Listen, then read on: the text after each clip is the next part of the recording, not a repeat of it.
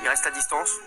Il reste pour l'instant à distance. Au début, il se met à côté du canapé. Il me dit, tu vois, je te touche pas, je te jure et tout. Il me répète ça 1 million de fois, qu'il est désolé, que c'est pas parce que je suis une femme qu'il est rentré chez moi, qu'il aurait préféré que ce soit un homme parce que il aurait soi-disant compris pourquoi il était poursuivi et qu'il devait se cacher.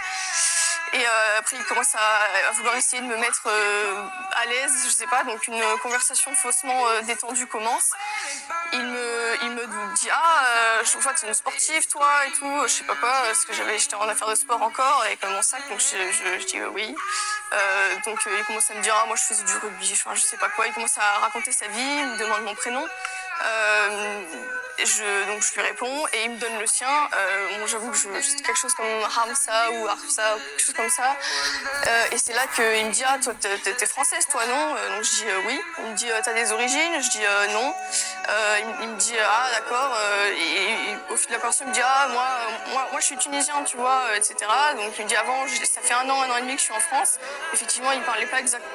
Enfin, il y avait des mots de vocabulaire qui lui manquaient, mais bon, il parlait relativement bien français quand même, mais avec un fort accent quand même. Et donc il me dit qu'il est d'origine tunisienne, que ça fait 1 an et demi qu'il est en France, qu'avant il était en Allemagne.